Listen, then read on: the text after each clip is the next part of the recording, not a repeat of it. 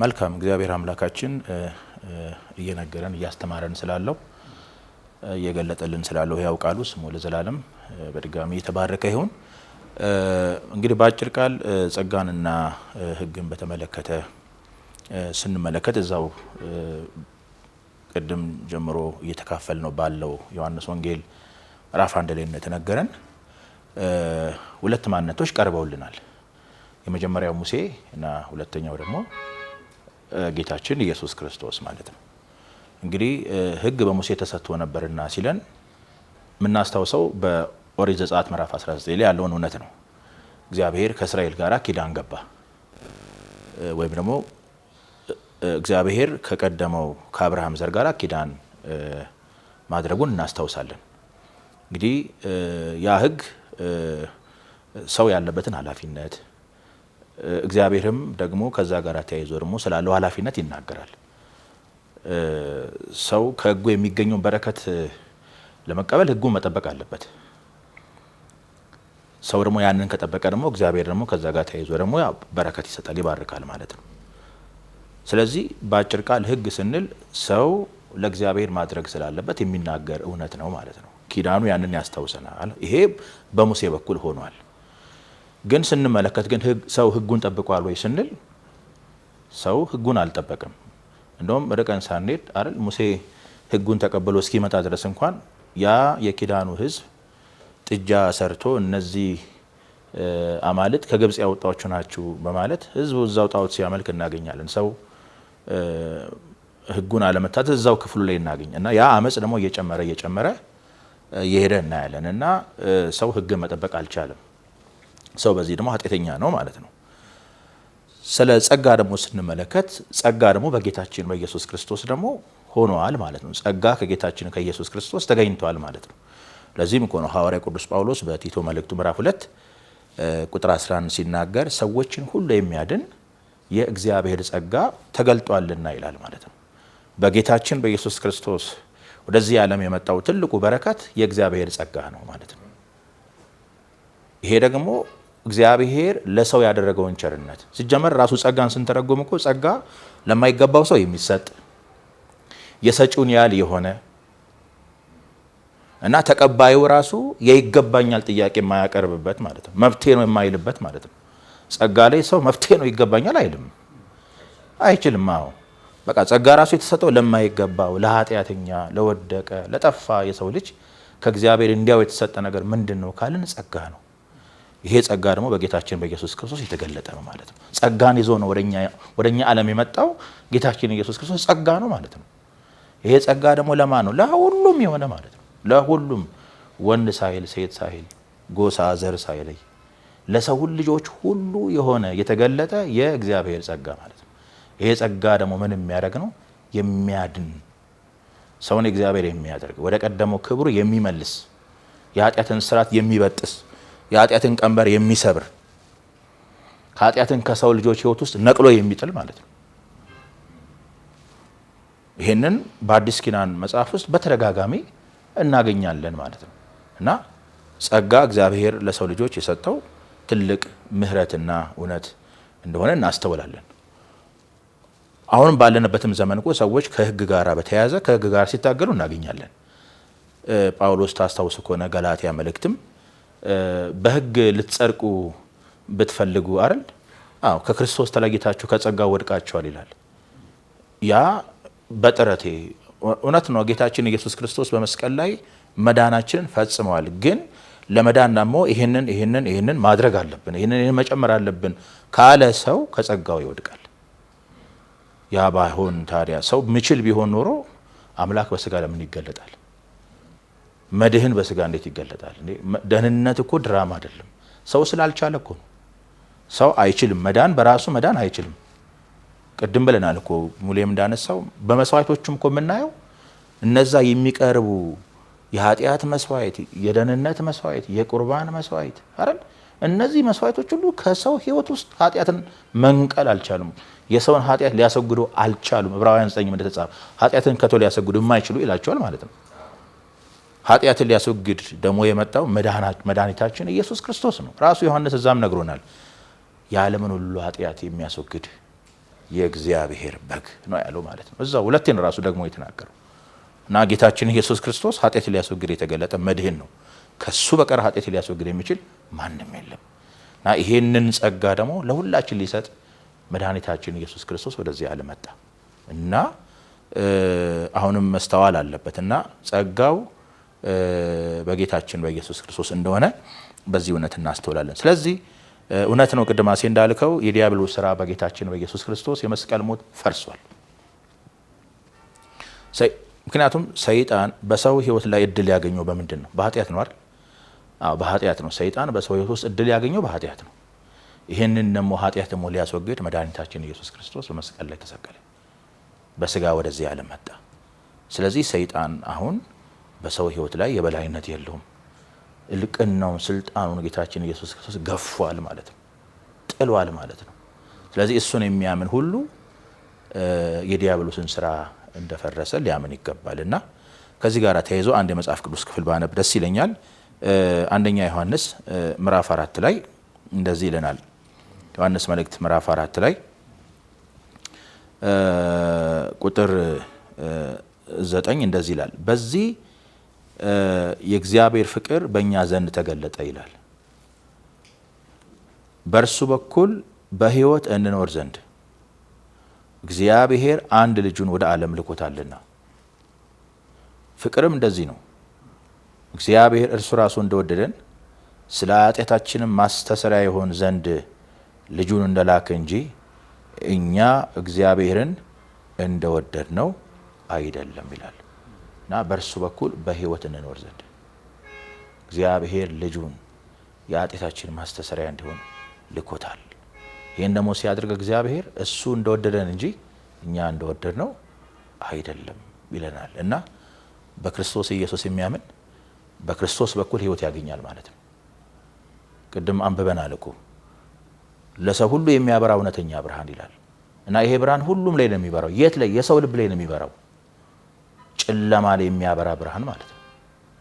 ጨለማ ምንድነው? ኃጢአት ነው። ጨለማ ምንድነው? ሞት ነው። ጨለማም ሊያሸንፈው አልቻለም። ኃጢአት አላሸነፈው፣ ሞት አላሸነፈውም። ሞትን ድል ያደረገ ጌታ ነው እሱ። ትንሣኤና ሕይወት ነኝ ያለው ለዛ ነው ጌታ እና እሱን ብናምን በእውነት ትንሣኤና ሕይወት ይሆንልናል እና በእርሱ በኩል ሕያው እንድንሆን ነው መድህንን ወደ ዓለም እግዚአብሔር የላከው። ክብር ለሱ ይሁን። ክብር ለስሙ ይሁን። ወንድሜ አሁን ባነሳነው ነገር ላይ አሁንም ሁለቱን ነገር በማንሳት ሕግ በሙሴ ጸጋና እውነት በክርስቶስ ሆነ የሚለው ላይ አጽንኦት ብንሰጥ፣ ለምሳሌ ሕግ በሙሴ ብቻ ነው የሚለው፣ ሕግ ነው የሚለው፣ ከሙሴ ጋር አያይዞ ሕግ ነው የሚለው። ወደ ጸጋው ሲመጣ ግን ጸጋና እውነት የሚል ቃል ሲጠቀም እናያለን እና አጠቃቀሙ ራሱ ልዩነት አለው፣ ቋንቋውን የተጠቀመበት መንገድ እና ሕግ ተሰጥቷል። በምን ዓላማ? ጸጋና እውነት መጥቷል። በምን የበላይነት የሚለውን ብናይ መልካም ነው። መልካም ነው። እንግዲህ በዚሁ በዮሐንስ ወንጌል ምዕራፍ 1 ላይ ተመስርተን ስናይ የሆነው ነገር ምንድን ነው? በዚህ ክፍል ላይ ምንድን ነው? ዮሐንስ መቼም ከአሕዛብ ወገን የሆነ ሐዋርያ አይደለም። ከአይሁድ ማህበረሰብ የተጠራ ሕጉን የሚያውቅ ተስፋውን የሚያውቅ ተስፋው እንዴት ፍጻሜ እንዳገኘ የሚረዳ ነው። ወይም ደግሞ በእግዚአብሔር ብርሃን ነው እየተናገረ ያለው ወደኛ።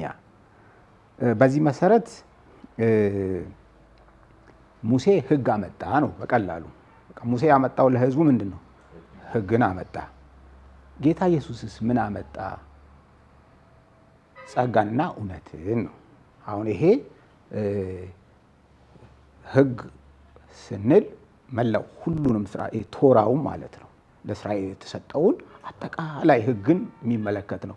ወይም ስለ 10ቱ ትእዛዛት ወይ እንዲያታደርግ ብቻ ሳይሆን ስርዓቱን በሙሉ።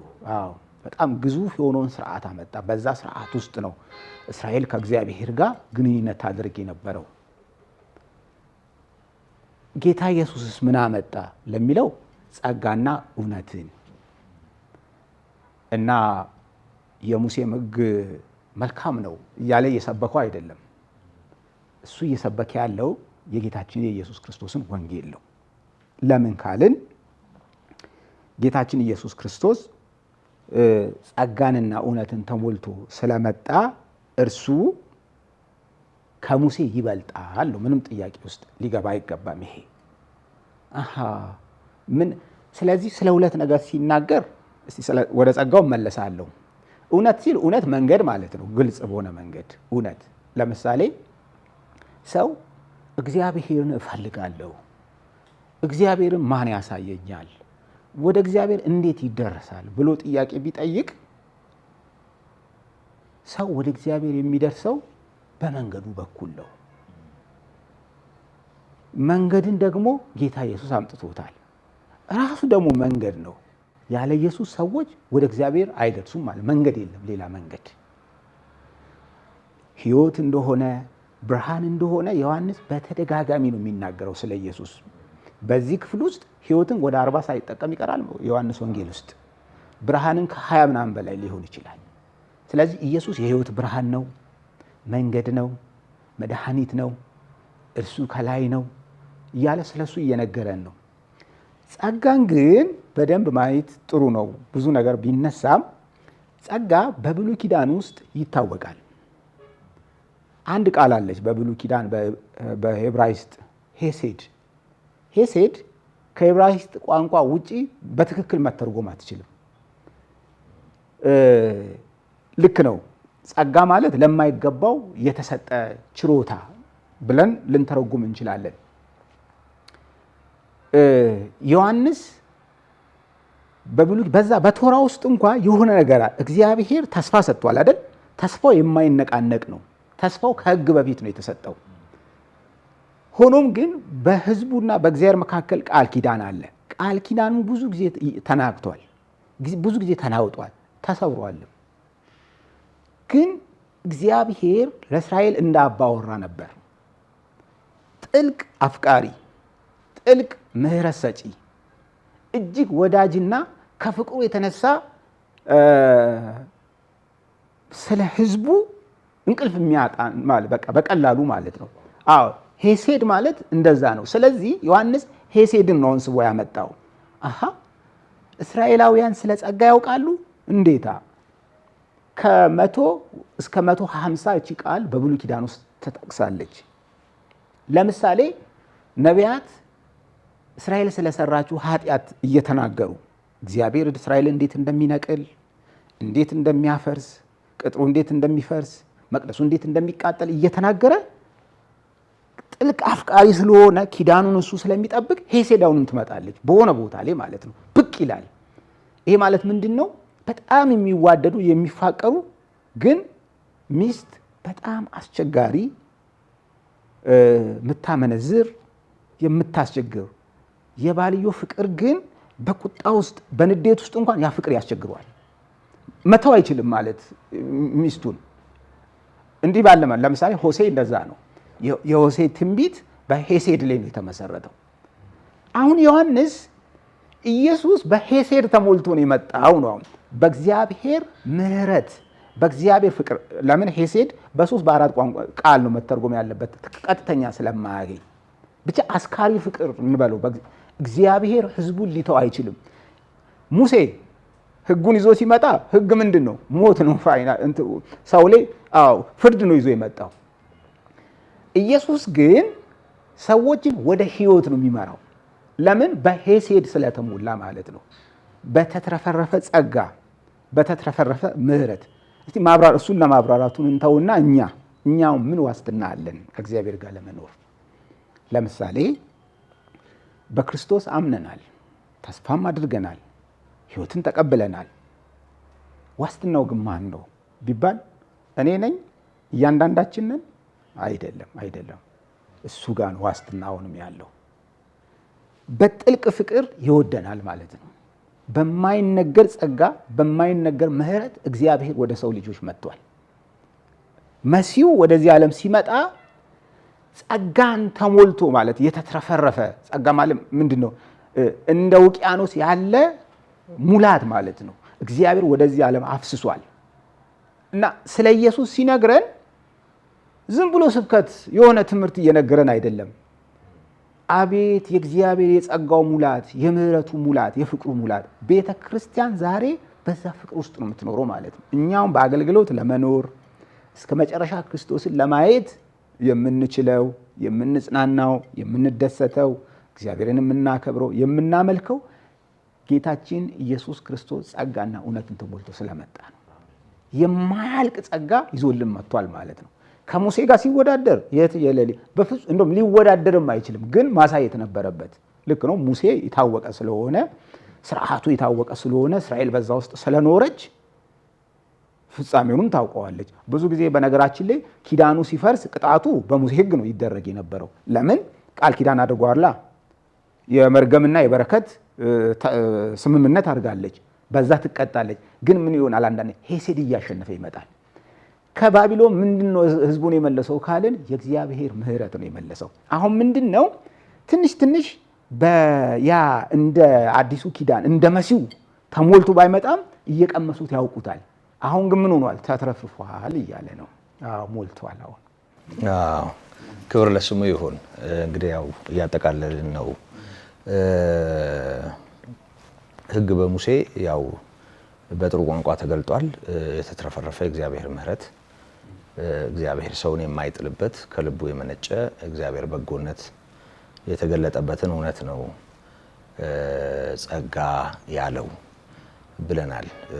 ልክ ነው፣ ቃሉ እንደዛ ነው የሚለው።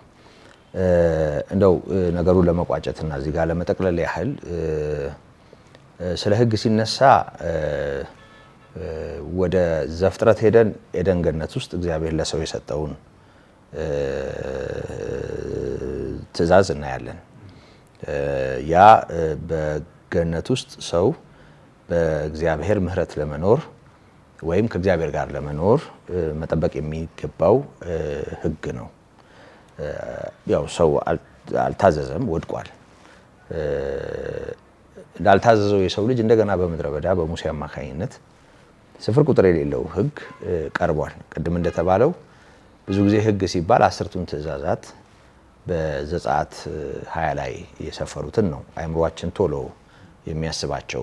በአለቶች ላይ ወይም በጽላት ላይ በእግዚአብሔር ጣት የተጻፉትን ትእዛዛት ግን አሁንም በጣም ብዙ ለማድረግ የሚፈቅድ እንዳይደረግ የሚከለክል ከመብል ከመጠጥ ከለቅሶ ስነ ስርዓት ጋር እንኳን ተያይዞ ከእያንዳንዱ ነገር ጋራ ከሚያረክሰው ከማያረክሰው ነገር ጋር ተያይዞ ከሚነኩት ከማይነኩት ጋር ጭምር ተያይዞ በብዙ ህግ የታጠረ ነው እና ለምንድን ነው ያ ህግ መስጠት ያስፈልገው? ሰው ህግን ፈጽሞ እንዲድን ነው ወይ ብለን ስናይ ልክ ነው። ህጉን መፈጸም ቢችል ሰው ይድናል። ምክንያቱም የሚያደርገው በህይወት ይኖራል ተብሎ ቃል በቃል ተጽፏል። ሰው ለምንድን ነው በህይወት የማይኖረው? ማድረግ ስለማይችል ነው። ለምንድን ነው ማድረግ የማይችለው? ለእግዚአብሔር ባለመታዘዝ ምክንያት ሰው ሲወድቅ ወደ ሰው ማንነት የገባ ኃጢአት የሚባል ነገር አለ። ኃጢአት ከእግዚአብሔር ጋር በማቆራረጥ የመጀመሪያው ምዕራፍ ይዟል። ከዛ ሲቀጥል ደግሞ የወደቀ ማንነት በሰው ልጅ ማንነት ውስጥ እንዲኖር በማድረግ ያው ለሞት ፍሬን የሚያፈራ ሆኗል በጳውሎስ ቋንቋ በሮሜ ምዕራፍ 7 ላይ እንደተጻፈው። እና ለምንድን ነው እግዚአብሔር ህጉን የሰጠው እዚህ ቦታ ላይ ብለን ስናይ ጳውሎስ አሁንም በሮሜ ምዕራፍ 7 ላይ ያለው ማንሳት ተገቢ ነው። ምዕራፍ 7 ላይ ህጉ ከመምጣቱ በፊት እኔ ሕያው ነበርኩ፣ ህጉ ከመጣ በኋላ ግን እኔ ወደቅኩ፣ ህጉ ሕያው ሆነ ይላል። ለህይወት የተሰጠችኝን ህግ ለሞት ሆና አገኘዋት። ኃጢአት ራሱ ለሞት ፍሬ ሊያፈራ በትእዛዝ አታሎ ገደለኝ ይላል። እና ህጉ ነው ወይ ችግር ያለበት? አይ ህጉማ ቅዱስ ነው፣ ምንም ችግር የለበትም። ግን ህግን ለመፈጸም የማያስችል ማንነት አለ ውስጤ፣ ኃጢአት የሚባል እምጠላውን የማደርግበት የምወደውን የማላደርግበት ይላል። ያ ማለት ደግሞ በቃ የሰው ልጅ እግዚአብሔርን ደስ የሚያሰኘውን ነገር በማድረግ ከእግዚአብሔር ጋር ለመቀጠል የሚያስችል አቅም እንዳጣ የሚያሳይ ነው። ለዚህ ለሞት ከተሰጠ ሰውነት ማን ያድነኛል የሚል ጥያቄ ምዕራፍ 7 ቁጥር 23 እና 24 ላይ ሐዋርያው የሚያነሳው። ስለዚህ ሌላ ከሱ ውጪ የሆነ ጣልቃ ገብቶ የሚረዳው የሚታደገው ማንነት ያስፈልገው ነበር ማለት ነው። ታዲያ ለምን ህግ ተሰጠ? ሰው እንዲህ ከወደቀ በሰው ልጅ ማንነት ውስጥ እንዲህ አይነት ጥፋት ካለ በሙሴስ በኩል እንደገና ህግ መስጠት ለምንድን ነው ያስፈልገው? ምንም ጥርጥር የለውም ህግ ተላላፊ ሆኖ መደዴ ሆኖ እንዳይኖር ይላል። ልክ እንደ ሞግዚት ስርዓትና ወግ የሚያስተምር በምልአት ለሚገለጠው አሁን ላነሳኸው ጸጋ ለተትረፈረፈው ጸጋ እንደ አረቦን ወይም ደግሞ እንደ ቀብድ ወይም እንደ ሽታ የሆነ መዓዛ ሆኖ ሰው ሙሉውን ነገር እንዲናፍቅ የሚያደርግ ስርዓትና ወግ የሚያስተምር እንደ ሞግዚት ሰዎችን የሚቀርጽ ስርዓት ሆኖ ነው የቀረበው።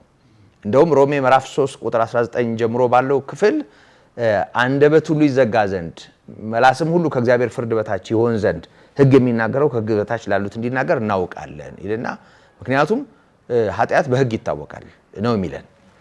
ስለዚህ ሰው በደለኝነቱን እንዲያውቅ ኃጢአተኝነቱን እንዲያውቅ እና የእግዚአብሔር ምሕረት ፍጹም ተስፋ እንዲያደርግ በዚህ ዓላማ እንደ ሞግዚት የሰዎችን አእምሮ ለማዘጋጀት እንጂ ሰዎች ፈጽመው በህይወት ይኖራሉ ብሎ እግዚአብሔር አልሰጠውም። እንደውም ገላትያ ምዕራፍ 3 ላይ ጳውሎስ ሕያው ሊያደርግ የሚቻለው ህግ ተሰጥቶ ቢሆን ኖሮ መዳን በህግ ይሆን ነበር ይላል። ስለዚህ ህጉ ሲሰጥ መጀመሪያም ሕያው ሊያደርግ አይችልም ማለት ነው። ያ ማለት የተሰጠበትን ዓላማ አይፈጽምም ማለት ነው።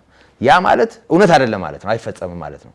እውነት አይደለም ማለት ህጉ ስህተት አለው ማለት ሳይሆን የሰው ልጅ ያንን በመፈጸም ስለማይድን ስለማይተርፍ ሕያው ሊያደርግ ካለመቻሉ ጋር ተያይዞ ማለት ነው። ስለዚህ ህጉ አይደለም ችግር ያለበት፣ የሰው ልጅ ግን ለህግ የማይሆን ሆኗል። ከዚህ የተነሳ ይሄንን እውነት እዚህ ጋር እናስተውላለን እና በአንጻሩ ግን ጸጋና እውነት ተገለጠ። አሁን ሙሌ እንዳነሳው ጸጋና እውነት ተገለጠ። ምን ማለት ነው ይሄ? ኃጢአተኛውን የሚያድን የወደቀውን የሚያድን የተበላሸውን እንደገና የሚያስተካክልና የሚያነጻ እግዚአብሔር ምሕረት ተገለጠ።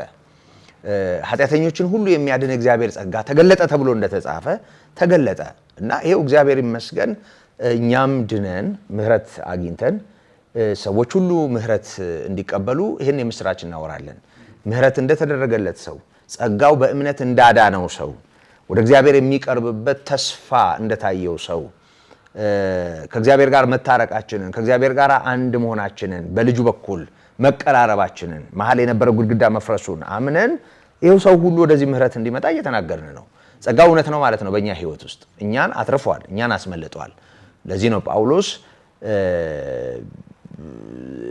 አስቀድሞ ተሳዳቢ ያለ አንገላች ምንም እንኳ ብሆን ሳላውቅ ባለማመን ስላደረኩት ነገር ምሕረትን አገኘው። የጌታችን የኢየሱስ ክርስቶስ ጸጋ ከፍቅር ጋር አብልጦ በዛ። ኃጢአተኞችን ሊያድን ክርስቶስ ኢየሱስ ወደዚህ ዓለም መጣ የሚለው ቃል የታመነና ሁሉ እንዲቀበሉት የተገባ ነው።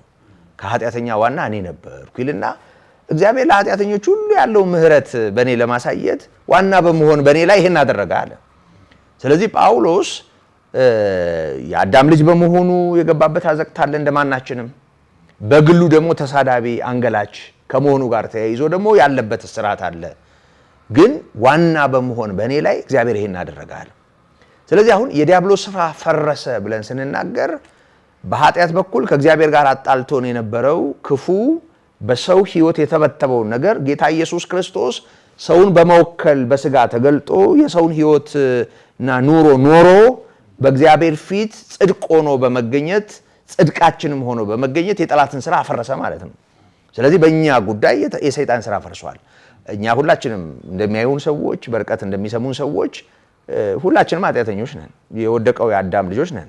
ግን ደግሞ በክርስቶስ ኢየሱስ በማመናችን አፋችንን ሞልተን ስለ መዳን እናወራለን፣ የምስራችን እናገራለን። በእኛ ጉዳይ የጠላት ስራ መፍረሱን እናምናለን እና ጌታ ኢየሱስ ክርስቶስ በሁለት መንገድ የሰይጣንን ስራ አፍርሷል። እንደማጠቃለያ ነው ማነሳው። ምናልባት የምትጨምሩት ነገር ካለ ከዚህ ጋር ተያይዞ ለእናንተ የመጨረሻ እድል እሰጣለሁ። በሁለት ነገር የጠላትን ስራ አፍርሷል። የመጀመሪያው ነገር ምንድን ነው? ከመጸነሱ ጀምሮ ቅድም አንስተነዋል። በመንፈስ ቅዱስ ግብር ከቅድስት ድንግል ማርያም በነሳው አካል ቅዱስ ሆኖ ሲወለድ ጨለማ በወረሰው ዓለም ውስጥ አንድ ብቸኛው ቅዱስ ማለት ኃጢአት ሊገዛው የማይችል ሰይጣን የኔ ነው የማይለው። ምክንያቱም የሰይጣን አቅም ያለው በኃጢአት በኩል ነው። ኃጢአት ስለሌለበት እኔ በዚህ ሰው ላይ የሆነ ነገር አለኝ ብሎ ሊለው የማይችል ጌታ ኢየሱስ ይህን ተናግሮታል። የዚህ ዓለም ገዢ ወደ እኔ ይመጣል፣ በእኔ ላይ ግን አንዳች የለውም ብሏል። ስለዚህ ምንም ነገር በጠላት ሊኮነን ሊከሰስ የሚችልበት ነገር የማይኖረው ቅዱስ ሆኖ ተጸንሶ ተወለደ። በኑሮ ሁሉ አባቱን አከበረ። በቃልም በስራም በሰውም በእግዚአብሔርም ፊት ፍጹም ሆኖ ተገኘ።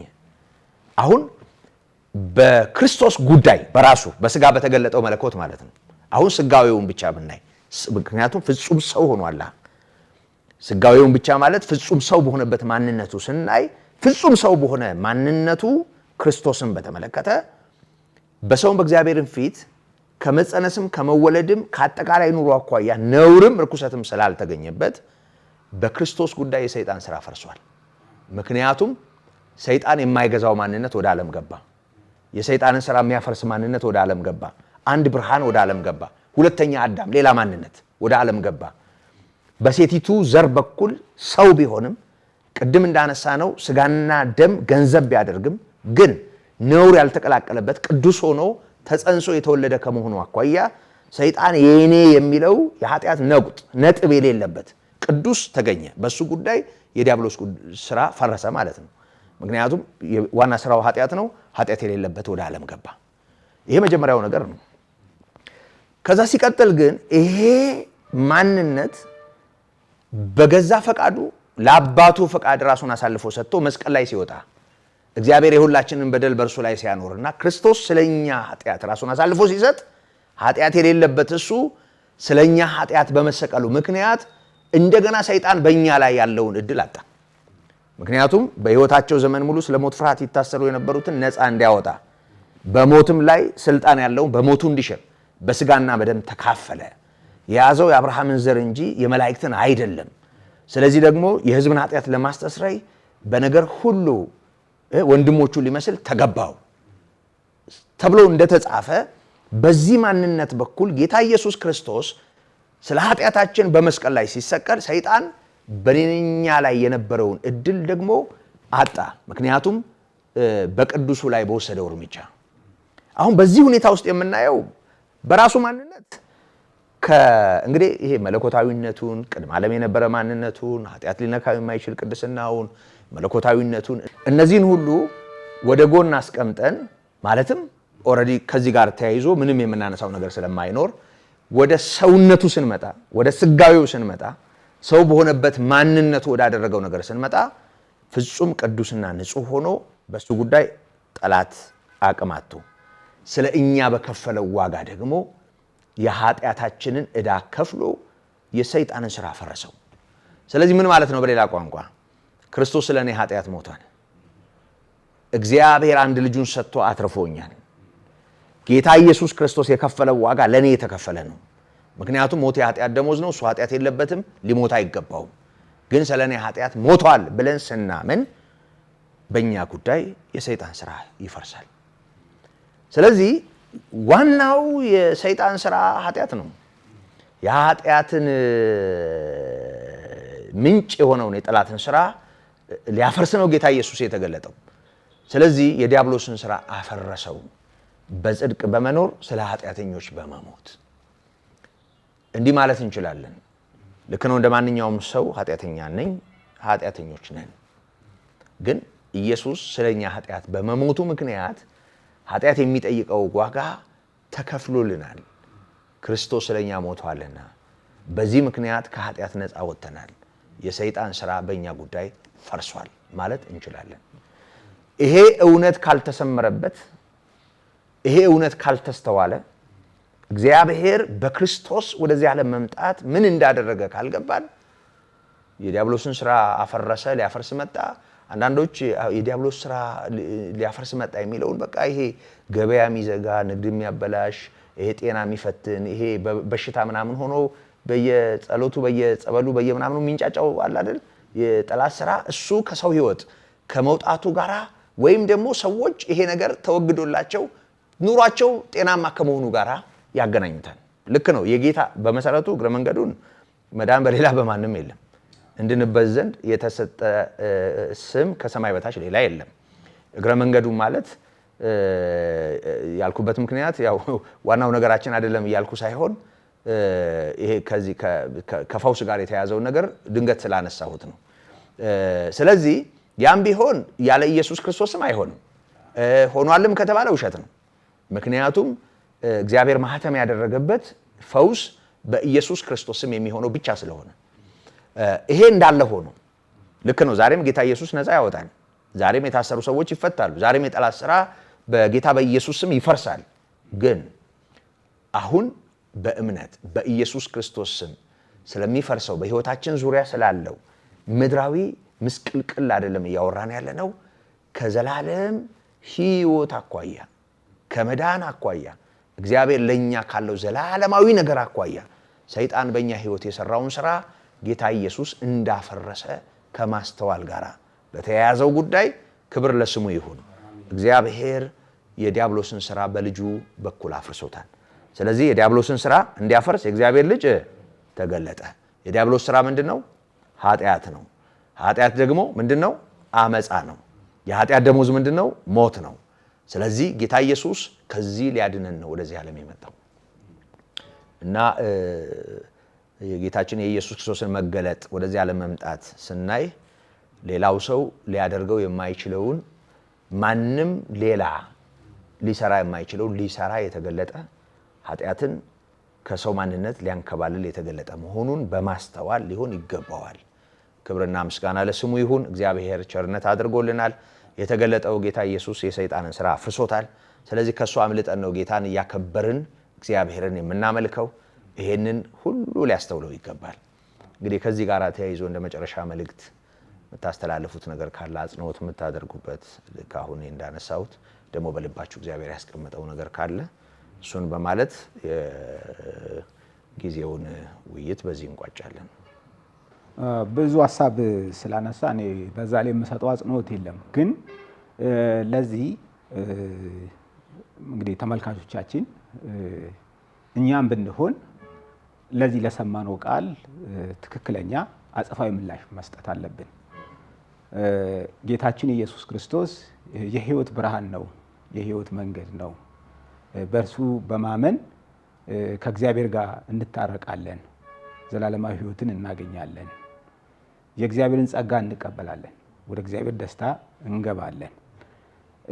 ይህ አንዳች ዝም ብሎ ትምህርት የመስጠት ጉዳይ ብቻ ሳይሆን ህይወት ሊሆንልን የሚገባውን ነገር ነው እየተነጋገር ያለ ነው። በዚህ መሰረት በእርግጥ ክርስቶስ ኢየሱስን በአንድም በሌላ መቼም ማህበረሰባችን አያውቅም ማለት አንችልም። ንስሐና መታደስ ግን ማድረግ አለብን። ወደ ክርስቶስ መቅረብ አለብን። የሰው ልጅ ከወደቀበት ጊዜ ጀምሮ እግዚአብሔር አዳም ሆይ ወዴት አለ ያለ ፍለጋውን እናስታውሳለን።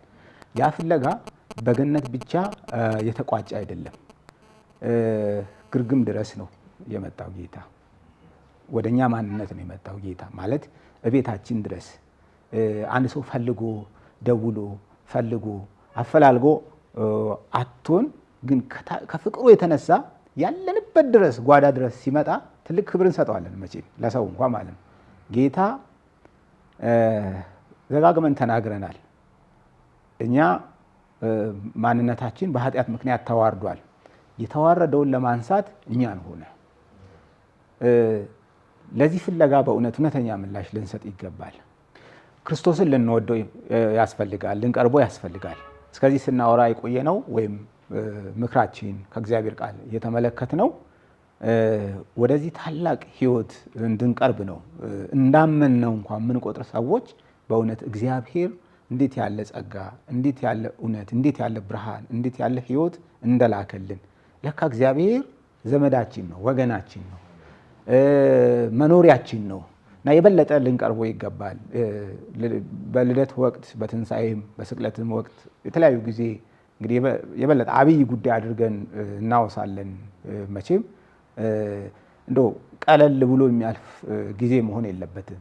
ጌታ በዚህ ደረጃ ለካ ይፈልገኛል፣ ይህን ያህል ለእኔ የጽና ፍቅር አለው ብለን ተረድተን ወደ እሱ እንድንቀርብ በእግዚአብሔር ፍቅር እንለምናቸዋለን። መልካም። ስለ ሁሉ እግዚአብሔር አምላካችን ስሙ ለዘላለም የተባረከ ይሁን። ሙሌ ባለው ላይ ብዙ የምጨምረው ነገር ባይኖረኝም ብዙ እሱ ስላለ እኔ ግን ጥቂት ነገር ባስተላለፍ ደስ ይለኛል። ከዚህ እውነት ርቀው ላሉትና ደግሞ በዚህ እውነት ውስጥ ላሉት ጥቂት መልእክት ይኖረኛል። በተለይ ሐዋርያው በዕብራውያን መልእክት ምዕራፍ 2 ላይ ቁጥር 1 እንደነገረን ስለዚህ ከሰማነው ነገር እንዳንወሰድ ለዚህ አብልጠን ልንጠነቀቅ ይገባል ብሎ የማስጠንቀቂያ ወይም ደግሞ የማስገንዘቢያ መልእክት ነግሮናል። በተለይ ስለዚህ የሚለው ሀሳብ ያው ከምዕራፍ 1 ጋራ የተያዘ ሀሳብ እንደሆነ እናውቃለን። መድኃኒታችን ኢየሱስ ክርስቶስ ኃጢአታችን በራሱ ደም ያነጻ ሁሉን በስልጣኑ ቃል የደገፈ እኛን ለማዳን ሰው የሆነ ውድ ዋጋ የከፈለ ጌታ ነው እና ይሄንን የሰማን እኛ ይሄንን እውነት ችላ እንዳንል እውነትን እንዳንገፋ ለዚህ እውነት አብልጠን ልንጠነቀቅ ያስፈልጋል ብሏል። እንደውም ወረድ ብሎ እንዲህ አይነቱን ታላቅ መዳን ቸል ብንል እንዴት እናመልጣለን ብሏል። በተለይ ቸልታን በሁለት አቅጣጫ ብናየው ደስ ይለኛል። አንደኛ በተለይ ከዚህ እውነት ጋር ሰዎች ባለመስማማት ቢቆዩ፣ ቅድም ሙሌ እንዳለው ንስሐ ባይገቡ፣ ወደ እግዚአብሔር ፍቅር ባይመጡ ውጤቱ አደገኛ ነው። ምክንያቱም እስካሁን ቅድም ያወራናቸው ነጥቦች እግዚአብሔር ምን ያህል እንደወደደን እኛን ለማዳን እግዚአብሔር የሄደበት ረጅም መንገድ ማለት ነው። በአጭር ቃል የጌታችን የመድኃኒታችን የኢየሱስ ክርስቶስ ሰው ሆኖ እኛን ማዳን እግዚአብሔር እኛን ለማዳን የሄደበትን ረጅም ርቀት ነው የሚያሳየው አይደል? አዎ፣ ከላይ በቃ መለኮታዊ ክብር ሲቀበል ቅዱስ ቅዱስ ቅዱስ እየተባለ ይመሰገን የነበረው አምላክ ሰውን ለማዳን በቤተልሔም ግርግም ተገኘ። ጌታም እንደተናገረው ለቀበሮች ጉድጓድ አላቸው፣ የሰው ልጅ ግን ራሱን የሚያስጠጋበት የለውም ብሎ እስኪናገር ድረስ ራሱን ባዶ አድርጎ ራሱን ዝቅ አድርጎ በመካከላችን ተመላልሶ እርቃኑን በአደባባይ መስቀል ላይ ሲሰቀል እግዚአብሔር እኛን ለማዳን የሄደበትን ረጅም ርቀት ረጅም መንገድ ነው የሚያሳየን። ይህንን ችላ ብሎ መቆየት፣ ከዚህ እውነት ጋር ሳይስማሙ መቆየት ውጤቱ አደገኛ ነው። ሳያምኑ መቆየት አደገኛ ነው ማለት ነው። ግን ደግሞ በክርስትና ውስጥ ደግሞ ላለነው ደግሞ ይህንን ደግሞ ችላ ማለት፣ ነገሩን መልመድ፣ ለጌታ ያለን ፍቅር መቀዝቀዝ፣ ቅድም ብለናል ማለት ታሪኩ እኔ ህይወት ውስጥ ህያው ካልሆነ አደገኛ ነው።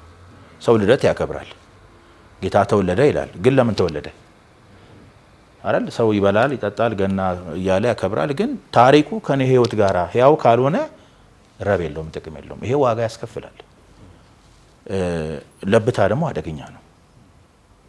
ለብታ በጣም አደገኛ ነገር ነው። ለብታ ደግሞ በጣም በጌታ ዘንድ የተጠላ ማለት ነው። ለብ ብላልና ልተፋኩ ነው ያለው ጌታ። ለብታ አይወደድም በእግዚአብሔር ዘንድ እና ራሳችንን በፍቅሩ በማደስ ዳዊት እንዳለው አንተ ትዝታዬን እንዳለ አይደል? ጌታ ሁሌ የህይወታችን ትዝታ መሆን አለበት። ከግርግም እስከ ቀራንዮ ያለው ህይወት ማለት ነው። ፍለጋውን መንገዱ ልንከተለው ይገባል። ይህንን ያየ ሰው እግዚአብሔር አይወደኝም ሊል አይችልም።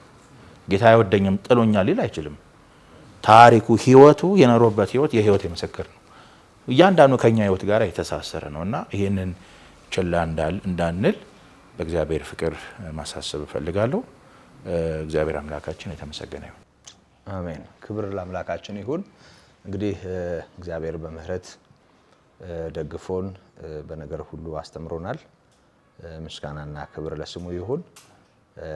በተለይ ያው እንደሚታወቀው የልደት በዓል ያው የተለያየ መጠሪያና ስያሜ በዓለም ላይ ኖሮት በድምቀት ከሚከበሩ በዓል ሆነው ከሚታወቁ ከክርስትና ጋር ከተያያዙ በዓላት አንዱ ሆኗል እና በሚያሳዝን ሁኔታ ክርስቶስ ያፈረሰውን በመገንባት በእርኩሰት በብዙ ልክ ያልሆነ ነገር ይታወቃል እና በተለይ ብዙ ጊዜ እንደምናነሳው ክርስቶስን የትኛውንም ነገር ምክንያት አድርጎ በዓል ማድረግ፣ በዓሉም ደግሞ የዳንኪራ፣ የጭፈራ፣ የዝላይ፣ የርኩሰት ሆኖ መገኘት ከመጀመሪያው በደልና ጥፋት በላይ ዳግመኛ ክርስቶስን መስቀል ነው እና ጌታ ለተገለጠበት ለሞተበት እኛን ለወደደበት ጥልቅ ፍቅርና ምሕረት በማይሆን ሁኔታ እንደዚህ አይነቱን ከክርስቶስ ጋር የተያያዘውን ነገር መቃኘት በእውነት እግዚአብሔርን ቁጣ የሚጋብዝ ብዙ መርገም፣ ብዙ ፍርድ ወደ ህይወት የሚያመጣ አደገኛ ውድቀት ስለሆነ እንደው በስማችን ያደረግነው በግላችን የሰራነው ይበቃናል። በስሙ ሌላ ወንጀል፣ ሌላ አመፃ እናድርግ።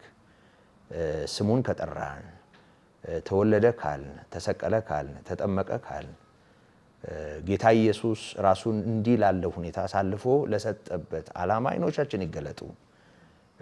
ሰው እድሜ ልኩን የኖረበት አመፅ፣ እድሜ ልኩን የኖረበት ጥፋት ሳያንሰው እንደገና በመድኃኒት መቀለድ ያውን በማይቀለድበትና የመጨረሻ እድል ላይ ጀርባን ማዞር እጅግ በጣም አደገኛ ጥፋት ስለሆነ እናስተውል።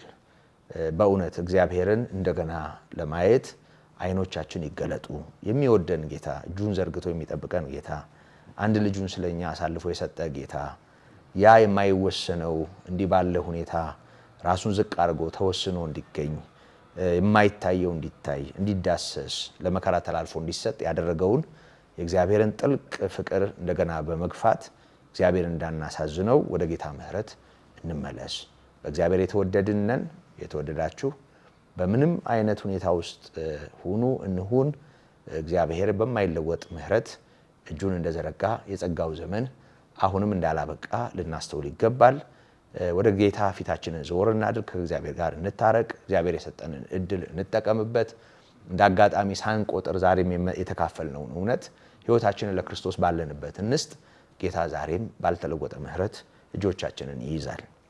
የክብር አምላክ የጌታችን የመድኃኒታችን የኢየሱስ ክርስቶስ አባት አንድ ልጁን በመስጠት ስላቀረበን ምሕረት ስላደረገልን በእውነት ምስጋናና ክብር እኛም በታደገበት ልጁ በጌታችን በኢየሱስ ክርስቶስ ስም ለእርሱ ይሁን። እስካሁን ስለነበረን ጊዜ ሁሉ እግዚአብሔር እናመሰግናለን። እንግዲህ የጸጋ ሁሉ ባለቤት ቃሉን በማካፈል አብረውን ለወንጌሉ አገልግሎት ለሚደክሙ ለነዚህ ወንድሞቼ ጸጋውን ያብዛላቸው። ያላችሁበት መልካም የልደት መታሰቢያ እንዲሆንላችሁ የተወለደውን ስለ ኃጢአታችን ደግሞ ራሱን አሳልፎ የሰጠውን ሞት እንድል አድርጎ በአብ ቀኝ በክብር ያለውን ተመልሶ የሚመጣውን በሁሉ ላይ በጽድቅ የሚበይነውን የሚፈርደውን ጌታ ኢየሱስ ክርስቶስን በእውነት እንድናመልክ እግዚአብሔር እድሉን ስለሰጠን ምስጋናና ክብር ለስሙ ይሁን እያልኩ በያላችሁበት መልካም ይሄንን እውነት ማዕከል ያደረገ የትኩረት የማስተዋል ወደ እግዚአብሔር ምሕረት የመመለስ እድል ያድርጋላችሁ ያድርግልን እላችኋለሁ። ጸጋና ሰላም ምሕረት ይብዛላችሁ። ወስብሐት ለእግዚአብሔር።